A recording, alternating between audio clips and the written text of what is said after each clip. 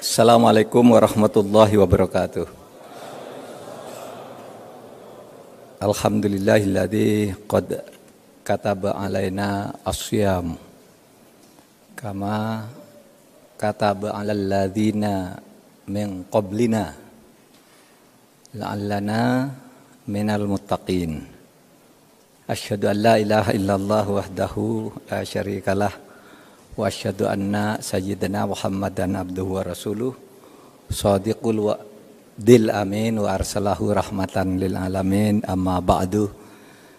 Yang terhormat Saudara Wakil Rektor Bidang Kemahasiswaan, Pengabdian kepada Masyarakat dan Alumni, Bapak Dr. Ari Sujito, SOS MSI. Takmir Masjid Kampus UGM, yang terhormat Bapak Dr. Rizal Muntasyir MHum, Ketua Takmir ini, kemudian Bapak Dr. Andes Senawi SNHB MP, ada lagi Dr. Andes Haryanto MSI Psikolog, kemudian Dr. Hewan Agung Budianto MP PSD, Muhammad Agung Bramantio ST MT Master Engineer PhD, Taufikur Rahman SE MBE AK CE CA, kemudian Ahmad Maskur dan Dr. Andes Abdul Malik Usman MAG. Saudara sekalian, sesuai dengan jadwal yang diberikan persis ini jam 20 menurut waktu ini, saya akan menyampaikan public lecture. Judulnya tadi disebut Pemugaran Partai Politik. Seru juga nih judulnya, partai politik kita mau dipugar di bulan Ramadan pula. Pemugaran partai politik sebagai instrumen kaderisasi kepemimpinan. Nah, ini menjadi bagus karena sebagai instrumen kader kepemimpinan ini. Saudara sekalian, kita karena ini bulan Ramadan dan di masjid pula, maka tentu kalau kita bicara partai politik bukan bicara gosip politisi, tetapi bicara partai politik dalam konteks keislaman. Apakah dikenal tuh partai politik menurut Islam? Nah, kalau di dalam studi-studi Islam ini masuk dalam ranah fiqh siyasah namanya. Fiqh siyasah itu artinya fikih politik, fikih ketatanegaraan. Fikih itu artinya produk ijtihad tentang hukum Islam yang digali dari Al-Quran dan As-Sunnah. Di dalam hukum Islam sendiri yang aslinya itu tidak ada partai politik, tapi kemudian dilakukan ijtihad oleh para ulama kita, dicarikan posisi partai politik itu menurut Islam apa sih gitu. Lalu bisa juga pemugaran partai politik itu masuk dalam ranah fiqhud dusturiyah, fikih mengenai konstitusi menurut Islam. Jadi ini menyangkut soal ketatanegaraan, menyangkut soal konstitusi, tapi dalam konteks dilihat dari agama Islam. Saudara sekalian, kalau bicara partai politik tentu bicara sistem ketatanegaraan, bicara sistem pemerintahan. Lalu partai politik itu ada di mana? Saya ulangi satu paragraf ceramah saya dari mimbar ini setahun yang lalu, bahwa Islam itu itu tidak mengajarkan sistem bernegara. Al-Quran dan Al-Hadis tidak ada sistem bernegara. Tetapi mengajarkan bernegara. Ya. Sistemnya tidak diatur. Nabi pernah membentuk sistem tapi tidak bisa dilaksanakan sekarang zaman Nabi itu. Sudah saya katakan dari majelis ini dulu. Katanya Pak, seluruh yang dilakukan oleh Nabi wajib diikuti. Iya, tetapi ikutannya tidak harus persis. Karena misalnya negara pada zaman Nabi itu tidak ada parlemen, tidak ada Mahkamah Agung. Hakimnya ya Nabi sendiri, parlemennya ya Nabi sendiri. Kepala negaranya Nabi sendiri. Itu dulu zaman Nabi. Sekarang kan tidak bisa begitu. Nabinya sudah tidak ada. Ya. Nabi itu sudah penutup para nabi. Tidak ada nabi lagi yang menjadi parlemen, menjadi hakim agung dan sebagainya. Sebab itu lalu muncul fiqh siyasah. Fiqh siyasah itu bagaimana caranya menerjemahkan kehidupan bernegara sesudah Nabi. Maka hasilnya bermacam-macam. Karena bagi Islam itu tidak penting. Tidak ada satu harusan bentuk dan sistemnya. Apakah monarki atau demokrasi tidak ada menurut Islam. Sistem pemerintahnya parlementer presidensial tidak ada juga di dalam Islam yang asli. Tetapi sekarang di berbagai negara Islam itu ada semua, yang parlementer ada, yang presidensial ada, yang monarki ada, yang kesultanan ada, yang keamiran ada macam-macam. Karena Nabi memang tidak mengajarkan bentuknya, Al-Quran tidak mengajarkan bentuknya. Tidak juga mengajarkan khilafah sebagai bentuk khusus, tidak ada. Itu semua terjemahan sesudah Nabi wafat. Nah, saudara sekalian, maka sistem pemerintahan di dalam negara itu berubah dari waktu ke waktu dan dari tempat ke tempat. Kalau di dalam studi ilmu hukum itu diajarkan bahwa hukum merupakan refleksi dari kehidupan masyarakatnya. Kalau masyarakatnya beda, maka hukumnya beda. Tata negaranya beda juga. Itu dalam hukum Islam. Atau di dalam hukum modern bahwa hukum itu adalah resultante. Kata Casey Ware di dalam bukunya The Modern Constitution, hukum itu adalah resultante, kesepakatan menurut waktu dan tempatnya. Tempatnya beda, kesepakatannya beda. Waktunya beda, kesepakatan hukumnya beda. Hukum Indonesia bisa berbeda dengan hukum Saudi Arabia, berbeda dengan hukum Libya, berbeda hukum Tunisia, meskipun sama-sama kaum muslimin. Jadi ditafsirkan menurut kebutuhan lokalnya. Hukum tahun 45 berbeda dengan tahun 1200. Karena waktunya berbeda. Hukum di Indonesia beda dengan hukum di Afrika karena budayanya berbeda. Tetapi prinsipnya bagi umat Islam itu ada yang sama, yaitu syahadat. Syahadatain, asyhadu an la ilaha illallah wa asyhadu anna Muhammadar Rasulullah. Lalu ada rukun Islam, rukun iman. Itu sama. Nah, terjemahannya dalam bentuk sistem ketatanegaraan berbeda. Nah, oleh sebab itu, saudara, maka dalam hal ini saya akan masuk ke masalah pokoknya. Itu tadi sebagai pengantarnya. Saudara, di dalam perkembangan sejarah Islam, penentuan hukum sesudah Nabi wafat itu bermacam-macam. Karena dulu Nabi kalau ada apa-apa ya Nabi buat hukum sendiri. Ada orang bersalah Nabi sendiri yang menghukum.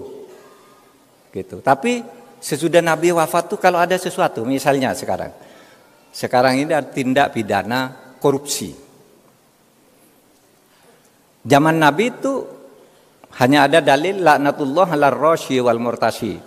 Allah melaknat orang korupsi dan menyuap. Gitu. Orang yang melakukan korupsi tidak laknat. Tapi apa hukumannya tidak ada. Kalau mencuri ada waktu itu, as-sariqu was-sariqatu faqta'u aydiyahuma. Kalau mencuri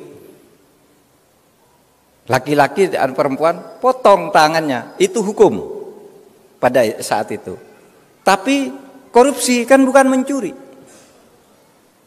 Siapa yang mengatakan korupsi mencuri atau tidak mencuri? Apa hukumannya? Itu kemudian sudah tidak ada di Al-Quran, tidak ada di hadis. Terus gimana carinya dong? Ijtihad. Ijtihad itu artinya ulama mencari sendiri. Tapi dengan pedoman ijtihad itu istifragul wus'i fi naili hukmin syar'iyyin bi tariqil istinbat minal kitabi was sunnah.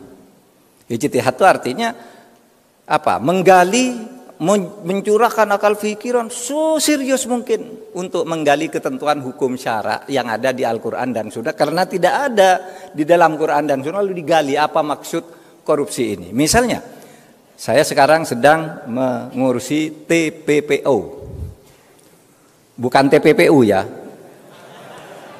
bukan, ini TPPO, tindak pidana penjualan orang.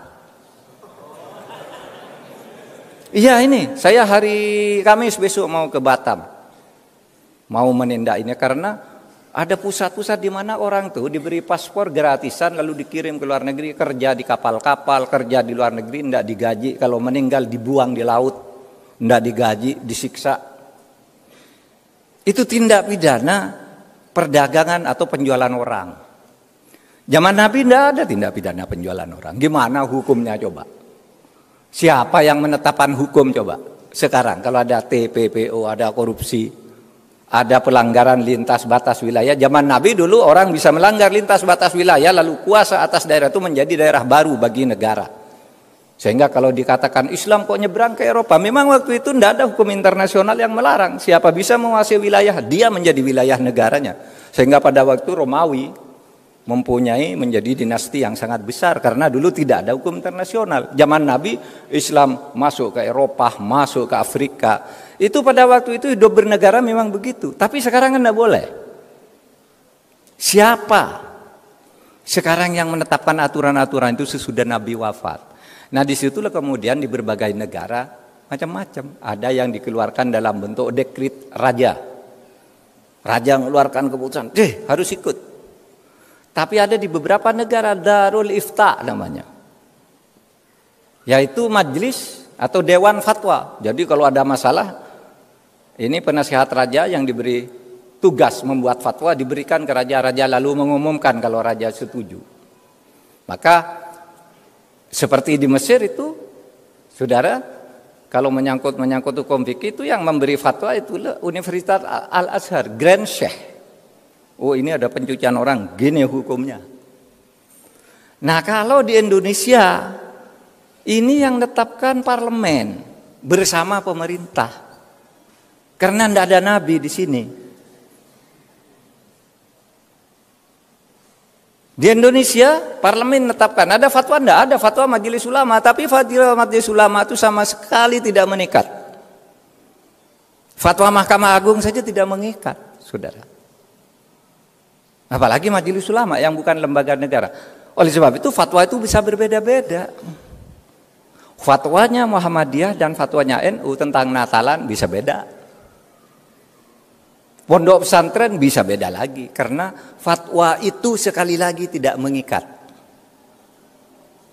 Sehingga pada zaman Nabi itu ketika orang saling memberi fatwa itu saling tudik.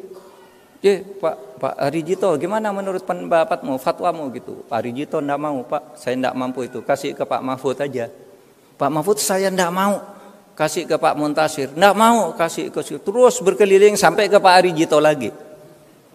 Karena memberi fatwa itu tidak mengikat dan bisa didebat oleh orang lain. Beda dengan hukum. Hukum itu ditetapkan secara resmi dan mengikat. Nah maka tadi ada dekret raja.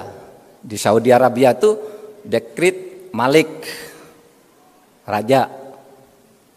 Bisa. Di Brunei juga kan sama. Apa saudara pernah di situ ada sidang parlemen berdebat gitu? Tidak ada. Langsung aja Sultan bilang gini.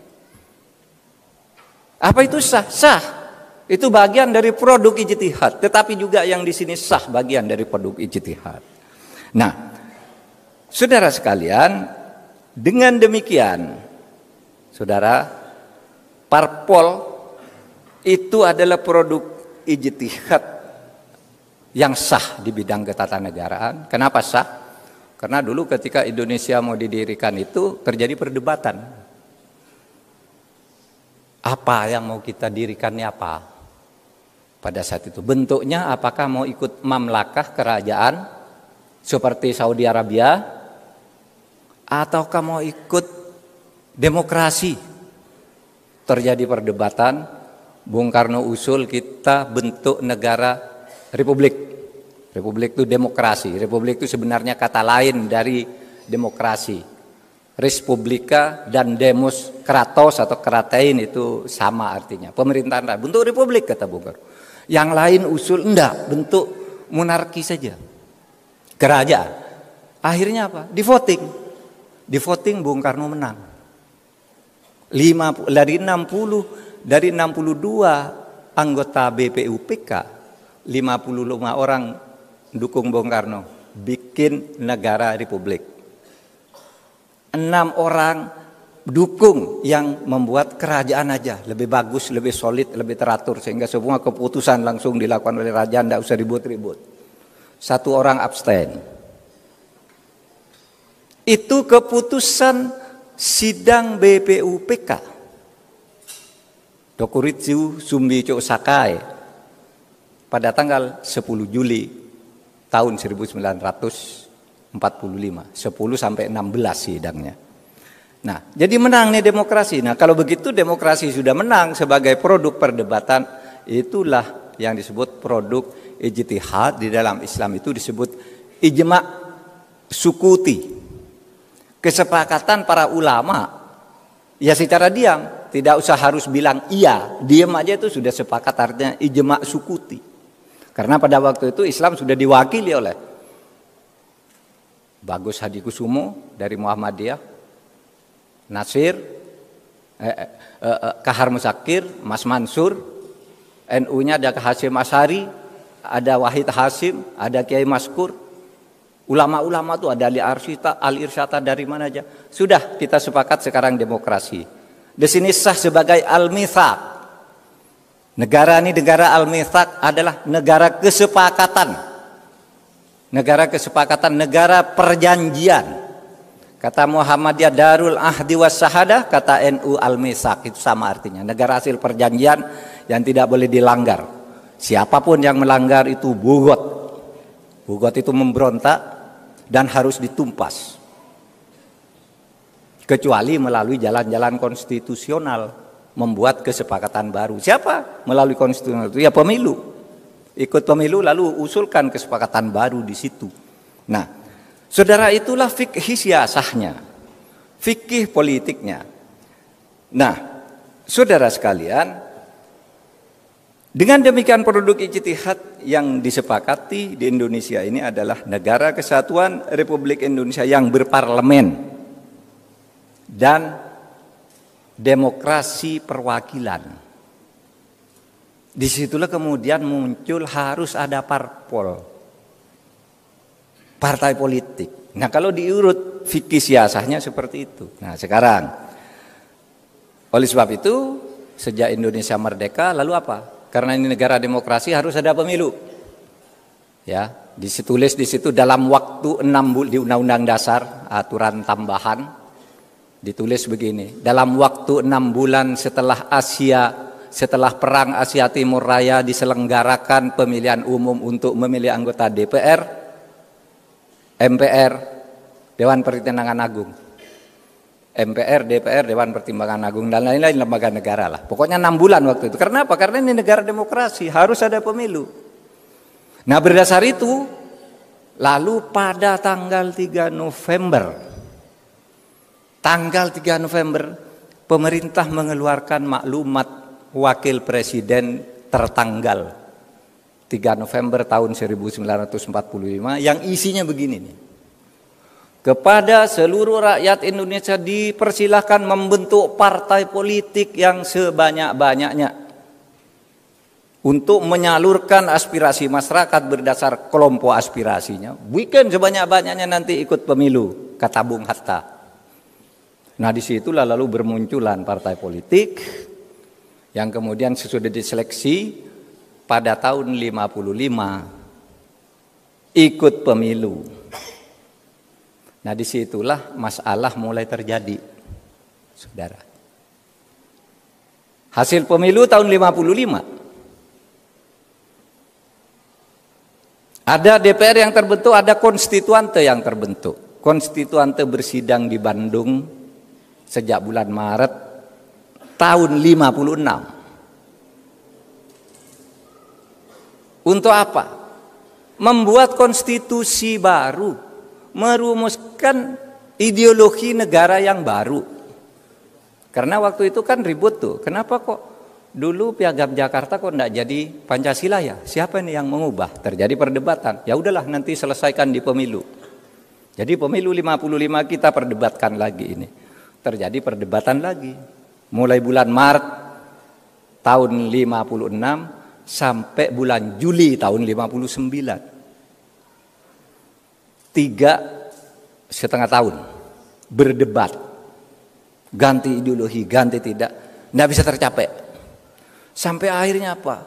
Timbul krisis politik di mana-mana. Partai politik saling gotok-gotokkan. Di suatu tempat membentuk front Islam. Yang lain membentuk front Pancasila. Yang lain membentuk barisan pendukung Soekarno. Bangsa ini mau pecah. Kesepakatan tentang konstitusi tidak dicapai. Pada akhirnya apa? Bung Karno mulai berpidato, ditulis di bukunya Herbert Faith, kita kenal nama ini, dan Lens Kestel, guru besar, tamu di sini, sampai saya kuliah di sini tahun 90-an masih di sini beliau. Menulis di buku Pemikiran Politik Indonesia 65, itu disebutkan di situ Bung Karno berpidato. Yang merusak Indonesia ini adalah partai politik. Bung Karno. Yang merusak Indonesia ini adalah maklumat Wakil Presiden 3 November tahun 45 yang menyuruh membentuk partai politik sehingga negara kacau kayak gini. Oleh sebab itu kemudian Presiden mengeluarkan dekret Presiden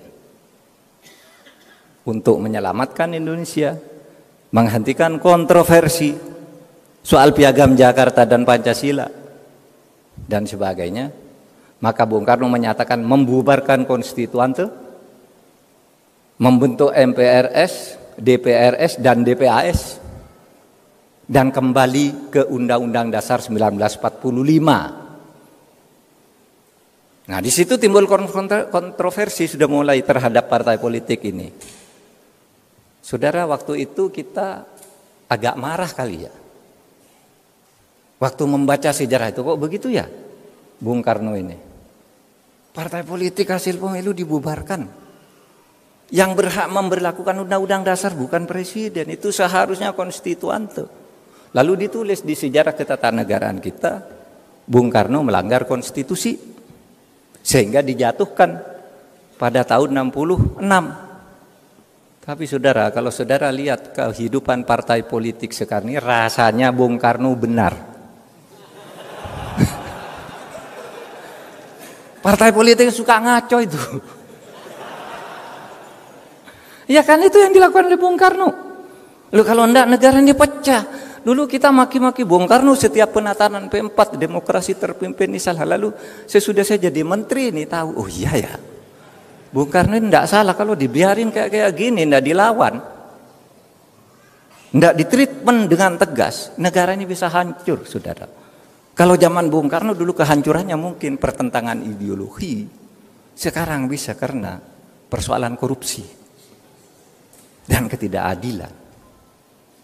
Nah itulah sebabnya saya katakan, saudara sekalian, jadi kita ini, saudara sekalian, mempunyai negara demokrasi di mana partai politik itu merupakan salah satu instrumen penting.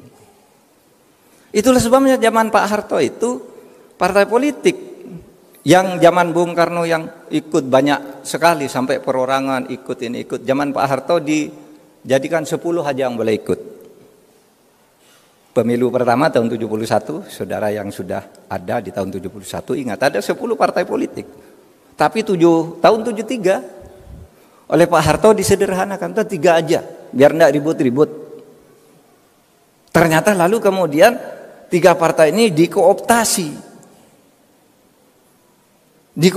oleh kekuatan politik Orde Baru, sehingga di situ terjadi KKN, korupsi, kolusi, dan nepotisme yang akumulatif. Apa akhirnya? Pak Harto dijatuhkan juga, tidak ikut ketentuan Undang-Undang Dasar. Demokrasi zaman Pak Harto itu demokrasi formal berjalan, setiap 5 tahun ada pemilu.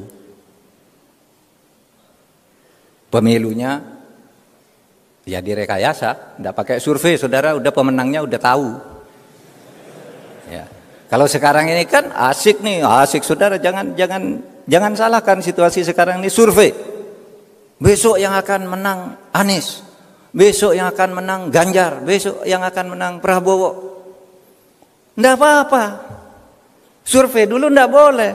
Besok yang akan menang harus Pak Harto, harus Golkar kalau dulu.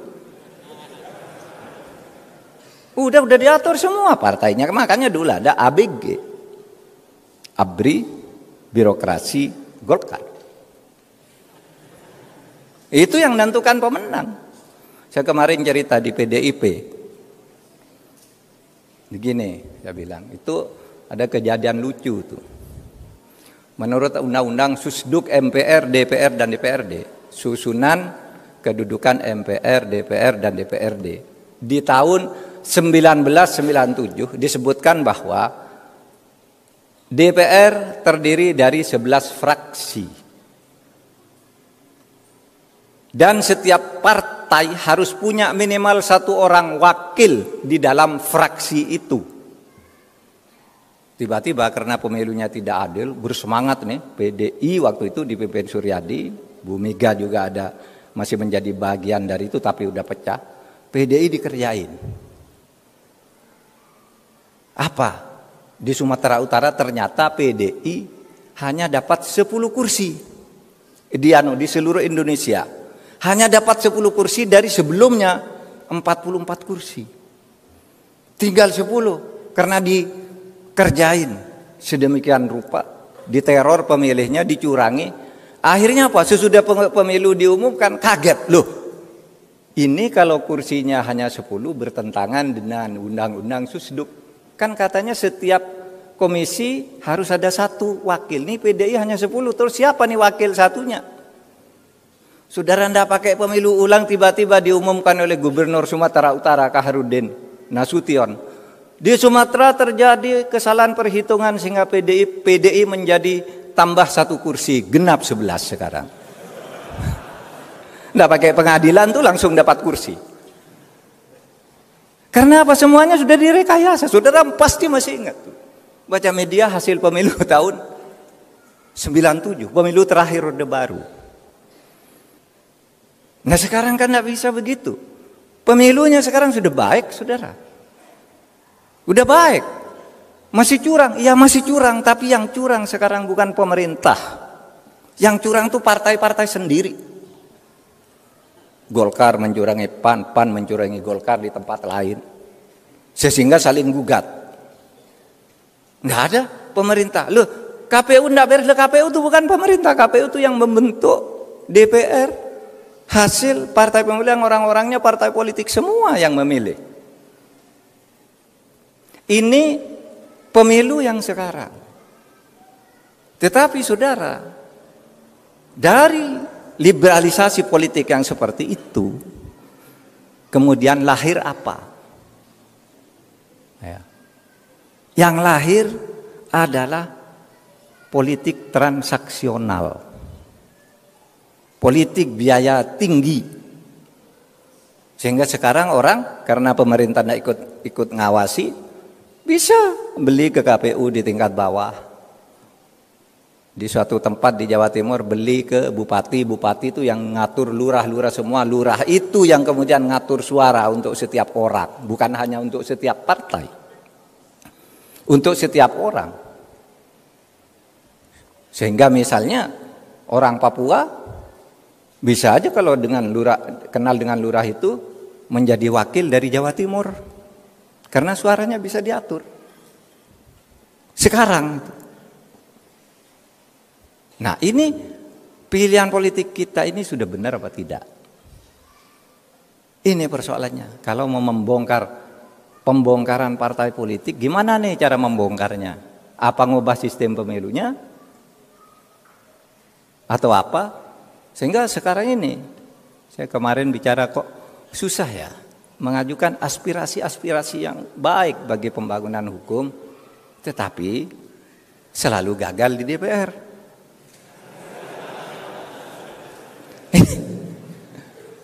Lalu siapa ini yang salah? Ini zaman Bung Karno tuh undang-undang, wah hebat loh, banyak lahir. Setiap ada aspirasi yang rakyat, undang-undang dibuat undang-undang. Zaman Pak Harto juga lumayan. Nah sekarang ini undang-undang penting, nggak bisa lahir. Parpolnya nolak, DPR-nya nolak. Ketika ditanya, DPR kok nolak? Ini kan bagus, bos.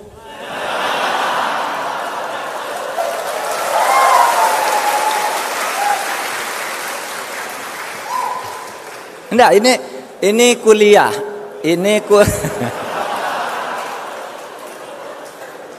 Ini kuliah fikih politik. Fikih siasah ini, Saudara. Nah, oleh sebab itu bagaimana ya? Kita ini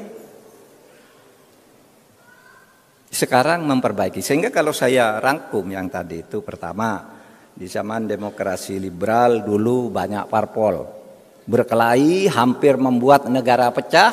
Bung Karno mengeluarkan dekret yang sudah direnung-renungkan sekarang, ternyata Bung Karno itu ada benarnya. Kalau enggak, waktu Bung Karno itu kan integrator, Saudara. Kalau melihat tuh bangsa mau pecah, ambil dia tindakan dengan risiko apapun, ambil. Tapi lu dianggap salah, menimbulkan apa? Oh ini konstitusi tidak jalan, sehingga terjadi perdebatan di Orde Baru. Kita ini mau membangun stabilitas atau demokrasi. Kalau demokrasi seperti zaman Bung Karno tidak stabil. Kalau stabilitas dibangun, ekonomi tumbuh. Lalu dikatakan untuk sementara milih pertumbuhan ekonomi, demokrasi dikecilkan dulu. Itu resmi keputusan Seminar Angkatan Darat di Bandung tahun 1966. Saudara. Nah, itu masalahnya. Kemudian di era Orde Baru disederhanakan agar partai tidak terlalu banyak instruksi, modal asing susah masuk, kalau tidak ada stabilitas, maka zaman Orde Baru hebat tuh, tumbuh ekonomi rata-rata setahun 7%. Tetapi karena demokrasinya tidak ditumbuhkan, kekuatan rakyat tidak dibangun, ketika terjadi krisis moneter, jatuh. Jatuh paling cepat dan sembuh paling lama. Negara lain juga kena tuh krisis moneter. Tetapi mereka setahun, 2 tahun udah pulih. Indonesia sampai bertahun-tahun tidak pulih dari krisis moneter waktu itu. Karena apa? Demokrasinya tidak dibangun katanya karena ingin pertumbuhan. Nah sekarang kita lalu melakukan reformasi, buka lagi demokrasi. Lalu muncul demokrasi transaksional.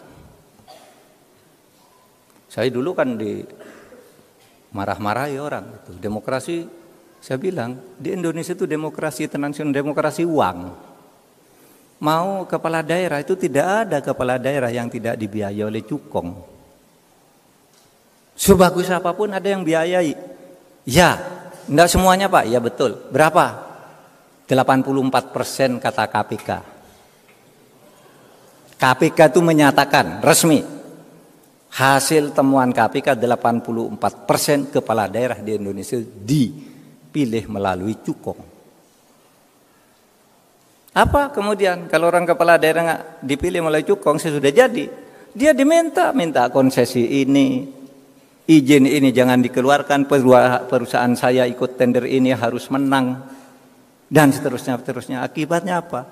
Banyak pertambangan liar, banyak IUP ganda. IUP itu izin usaha perusahaan penambangan ganda, sudah diberikan ke saya, diberikan lagi ke orang lain, ribut.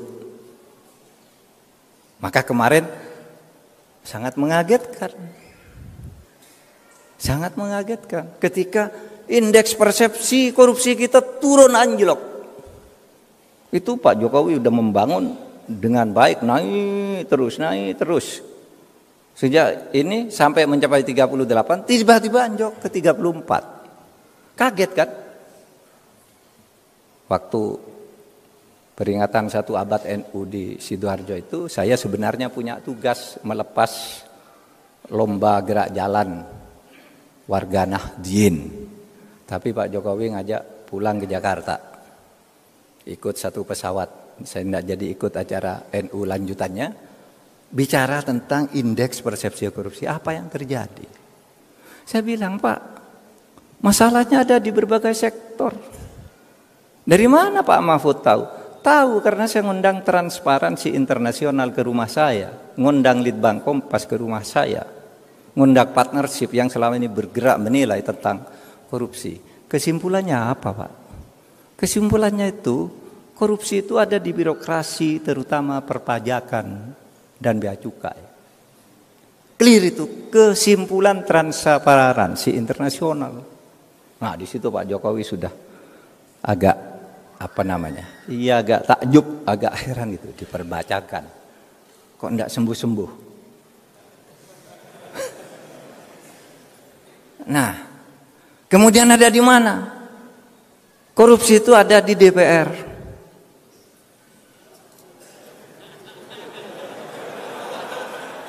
Apa bentuknya di DPR itu? Ya bentuknya konflik of interest. Anggota DPR ada yang merangkap perusahaan ini, perusahaan itu, lalu ketika menyusun anggaran, itu proyek ikut nitip. Ada lagi berfungsi ganda, konflik of interest. Menjadi lawyer kemudian ikut ngurus perkara orang. Itu temuan Transparansi Internasional. Yang ketiga di pengadilan. Kasus-kasus dibayar. Ada Pak? Ada, itu udah ditangkap tuh. Di Mahkamah Agung ini ada 4 hakim agung ditangkap sekarang. Bayar. Perkaranya udah jatuh.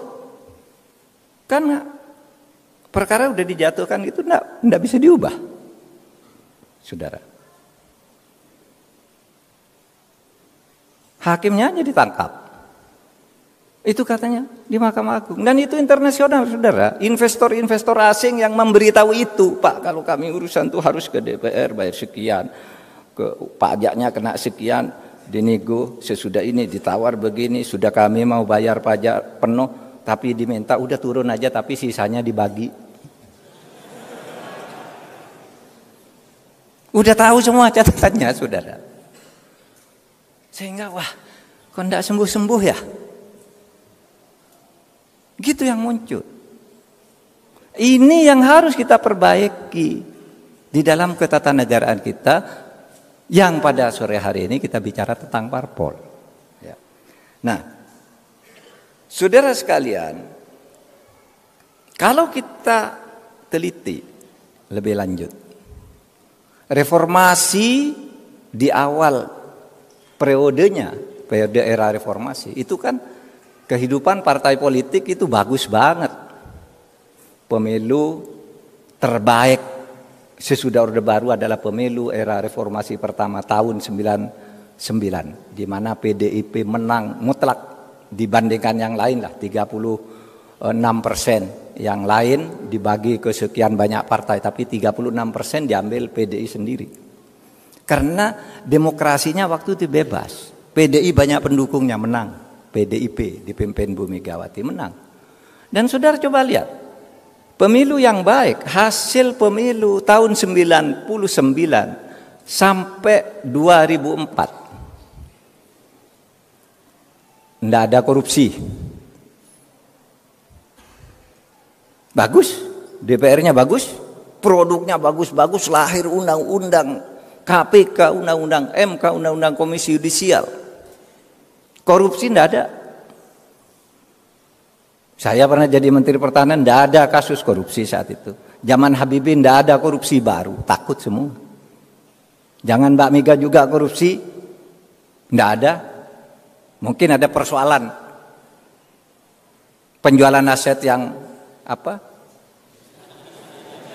Ya itu kan bukan korupsi, bisnis. Tapi korupsi yang bersungguh-sungguh kemudian muncul sesudah tahun 2004 dan seterusnya. Di situ mulai timbul politik uang. Saudara. Jadi apa? Terjadi pergeseran-pergeseran. Saya pernah melakukan studi setiap perubahan suatu rezim atau era. Hukum itu berjalan baik, tapi sesudah sekian lama hukum menjadi jelek karena kontrolnya berubah.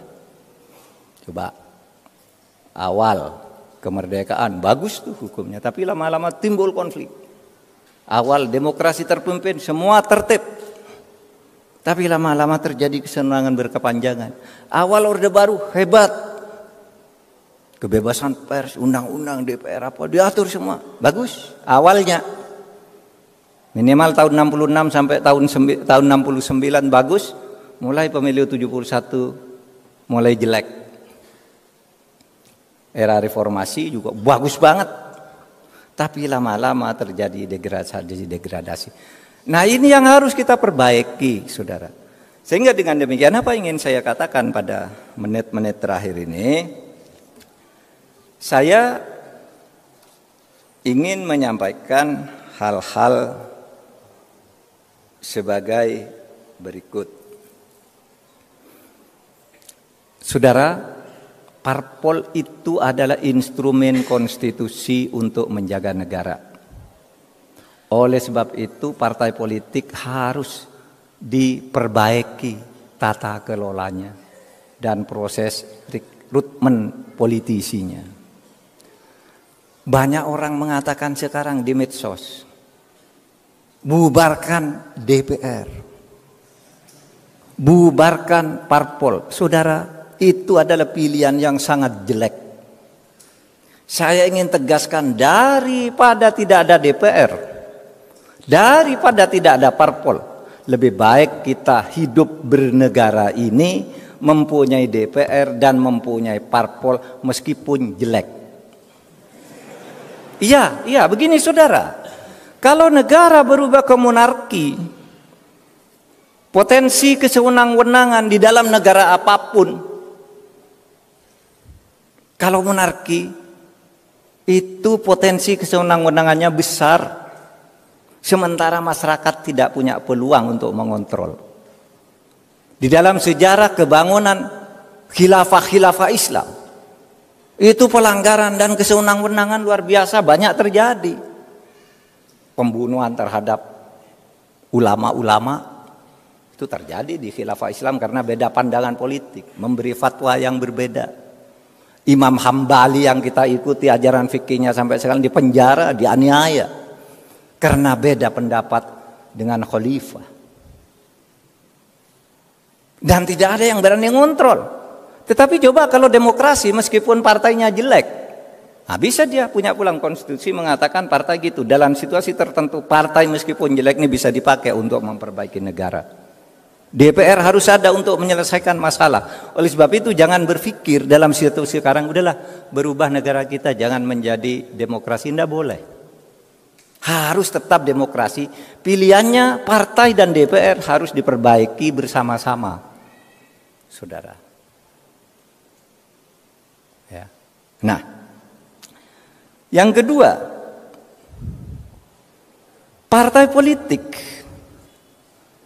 dalam ide kita itu dibangun untuk salah satunya adalah rekrutmen kepemimpinan bangsa. Oleh sebab itu partai politik itu Harus ada, tetapi harus bersaing untuk memilih pemimpin yang benar, memilih wakil rakyat yang benar. Itu. Jadi partai politik itu bukan untuk saling meniadakan, saling membutuhkan, saling membunuh. Saya calonkan ini, kalau ini kalah lalu pecah gitu. Nggak boleh. Yang menangnya harus diterima sebagai produk persaingan yang fair. Di dalam kita bernegara. Jadi bukan saling memfitnah, saling membantai. Ya udahlah, saing, kalau memang pilihanmu yang menang dipilih oleh rakyat, kita akui bersama. Anda mau bergabung boleh, beroposisi juga boleh, tapi oposisi itu ada batas-batas konstitusionalnya juga. Yang penting partai sehat, parlemen sehat. Saudara. Dan yang terakhir, saudara, tidak ada partai politik itu yang jelek benar. Tidak ada partai politik itu yang baik benar. Di partai apapun ada orang baiknya, tapi di partai apapun juga ada koruptornya. Oleh sebab itu, ini yang harus diperbaiki.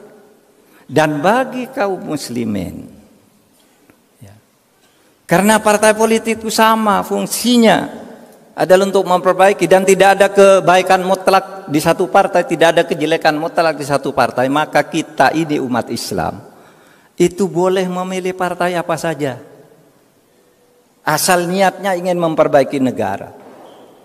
Saudara, milih PDIP tidak haram, milih Golkar tidak wajib, milih PAN tidak sunnah juga. Pilih sesukamu, tetapi kemudian bertemulah di dalam apa yang disebut kalimatun sawa. Kalimatun sawa itu apa? Visi yang sama. Partai apapun ingin negara ini baik. Nah, di situ kita ketemu. Meskipun kamu masuk Demokrat, masuk PDI, masuk apa, enggak apa-apa. Tapi kita punya visi yang sama dengan cara dan pintu yang berbeda. Saya tutup ini dengan satu ayat.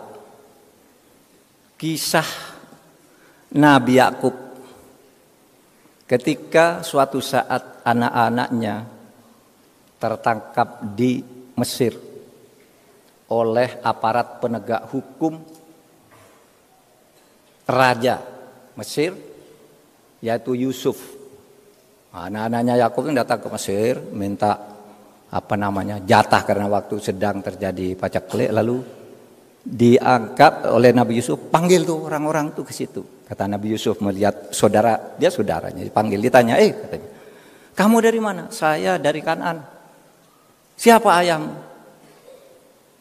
Yakub, Nabi Yakub, itu ayahnya sang raja ini sendiri. Terus saudaramu selain kamu siapa?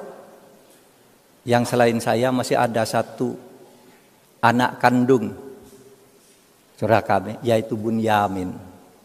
Bunyamin tidak ikut ke sini karena menemani ayah saya yang sekarang ini buta karena menangis terus sejak anaknya Yusuf hilang karena dibuang ke sumur itu, lalu dianggap hilang, itu nangis. Nah begini, kamu saya pulangkan, bilang ke ayahmu saya ingin ketemu Bunyamin, bawa ke sini Bunyamin. Terus apa? Anak-anak itu minta ke ayahnya. Yakub tidak boleh. Saya tidak izinkan Bunyamin dibawa menghadap Raja Mesir. Kenapa? Saya khawatir terjadi seperti Yusuf kalau kamu yang bawa. Kenapa? Dulu Yusuf katanya akan kamu jaga, ternyata hilang, tenggelam di sumur. Sekarang kamu bawa Bunyamin lagi. Tidak boleh. Kata Yakub. Abah katanya, ini raja yang minta, ada perlu, dan ini menyangkut juga kebutuhan-kebutuhan kita, kebutuhan ekonomi masyarakat kita di Kanaan ini. Kami harus bawa adik Bunyamin ini. Baik, kalau gitu kamu bersumpah bahwa kamu akan melindungi Bunyamin sampai ketemu Raja Yusuf, lalu kembali lagi ke saya. Bersumpah mereka. Lalu apa yang dikatakan oleh Yakub? Ini bunyinya. Wa qala ya bunayya ya baniya la tadkhulu min babin wahidin wadkhulu min abwabin mutafarriqah. Hai anak-anakku, kalau kamu mau masuk ke istana, kamu harus masuk dari pintu yang berbeda. Jangan masuk di satu pintu, pas ketemu pas pampres yang galak kamu diusir habis. Gitu kan? Pintu di istana itu kan banyak, lewat sini, lewat sini, lewat sini. Mungkin yang sini pampresnya galak, yang di sana mungkin baik hati, kamu diajak masuk ke istana. Maksud saya, kamu boleh lewat PDI, lewat Golkar, lewat Demokrat, lewat apa saja. Nanti kalau sudah masuk ke pusat kekuasaan, bangunlah kesejahteraan sesuai dengan perintah Allah bersama-sama. Panggil saudara-saudaramu yang belum bisa masuk itu untuk membangun bersama. Sehingga saudara jangan bermusuhan karena partai, karena beda calon presiden, apa enggak usah bermusuhan. Pilih ya pilih. Tapi enggak usah bermusuhan, kita masuk lalu di sinilah bawa pesan-pesan keislaman kita untuk membangun masyarakat di mana negara ini akan menjadi baldatun thayyibatun wa rabbun ghafur. Nah, kalau gitu hidup bernegara itu enak. Enggak usah bermusuhan, kamu tidak Islam, kamu suku ini, enggak ada. Di dalam Islam itu tidak boleh perbedaan agama lalu menyebabkan kita memusuhi orang lain. Karena bagi Islam sudah jelas. Bagiku agamaku, lakum dinukum, agamamu ya agamamu. Waliyadin, agama saya. Itu yang apa? Itu yang urusan ubudiyah ilahiyah. Yang urusan ibadah kayak gini itu agama saya yang mau ke gereja sana, lakum dinukum waliyadin. Tetapi di dalam hal-hal membangun negara ada yang di luar lakum dinukum waliyadin ini, yaitu muamalah. Nah, di dalam muamalah ini kita ketemu kalimatun sawa. Dalam Al-Quran itu katanya, Qul ta'alau ila kalimatin sawain bainana wa bainakum. Ayo kita bertemu di dalam kalimat yang sama. Apa kalimat yang sama? Lakukan pemilu dengan jurdil dan luber. Nah, itu agama apa saja sama. Tingkatkan pertumbuhan ekonomi. Agama apa saja sama. Pilih pemimpin yang benar dan jujur. Agama apa saja sama. Suku apa saja sama. Itulah yang disebut kalimatun sawa. Nah, soal-soal akidah, uluhiyah, ya silakan. Wong Nabi sendiri itu ketika mendirikan negara Madinah itu apa yang dikatakan di piagam Madinah itu? Ya, hadza kitab min Muhammadin sallallahu alaihi wasallam bainal mu'minin wal muslimin wa Yasrib wa Quraisy. Wa man tabi'ahum falahiqa bihim wajahadamahum. Tuh. Saya mendirikan dengan ini proklamasi, dengan ini saya mendirikan negara Madinah sebagai perubahan ini. Antara orang mukmin, orang muslim, Yasrib, Quraisy yang tidak Islam dan seluruh puwaknya itu menyatakan kemerdekaan bersama mendirikan negara Madinah. Sama kan dengan proklamasi kemerdekaan kan? Sama itu proklamasi kemerdekaan kita tuh dari piagam Madinah, sudah. Falahiqa bihim wajahadamahum. Dan banyak di antara kita ini yang kadangkala terlalu ekstrim menganggap Madinah itu negara Islam sendiri. Enggak, saudara. Di situ piagam Madinah itu 47 pasal, yang 24 itu berisi perlindungan terhadap perbedaan-perbedaan agama dan suku. Yang 23 pasal baru berisi ketatanegaraan, pemerintahan bersama. Sampai ada yang tidak tahu ya, Pak, bahwa ketika Nabi Muhammad itu perang Uhud, ada seorang namanya Muhairik, itu orang Yahudi, ikut berperang bersama Nabi. Kenapa kamu berperang? Ini kan negara Islam. Bukan, saya membela negara Madinah yang dipimpin oleh Muhammad. Apakah kamu memusuhi Islam? Tidak, kata Muhairik, saya orang Yahudi, tapi saya cinta kepada Madinah sebagai watani, tanah airku. Saya cintai ini. Saya cinta kepada Muhammad karena dia pemimpin yang adil. Sehingga meskipun saya orang Yahudi, saya akan ikut perang bersama Nabi. Dan ingat, kalau saya mati kelak, seluruh harta bendaku diserahkan ke Nabi untuk perjuangan negara Madinah. Saya tetap minta dikuburkan dengan cara Yahudi. Coba, Muhairik. Dan betul dia meninggal ketika Nabi diserang berbagai panah. Banyak sahabat yang menjadikan dirinya sebagai tameng. Dan Muhairik yang Yahudi ini adalah satu yang menyertakan dirinya sebagai tameng panah sehingga dia meninggal. Ditanya lagi, kamu sudah mau meninggal di dalam perang Uhud yang suci ini, apakah kamu sekarang mau masuk Islam? Dia bilang tidak. Sehingga kata Nabi, kembalikan dia ke keluarganya dan kuburkan baik-baik, urusan pahalanya biar dengan Allah. Jadi saudara, kita ini jangan terlalu ekstrim, seakan-akan kita ini besar, harus dominasi. Enggak. Kita harus hidup bersama. Itulah yang disebut inklusivisme. Itulah yang disebut kosmopolitanisme. Kesewargaan. Di dalam membangun negara ini secara bersama-sama. Saudara, saya sudah lewat 10 menit dari waktu yang ditentukan. Minta maaf. Assalamualaikum warahmatullahi wabarakatuh.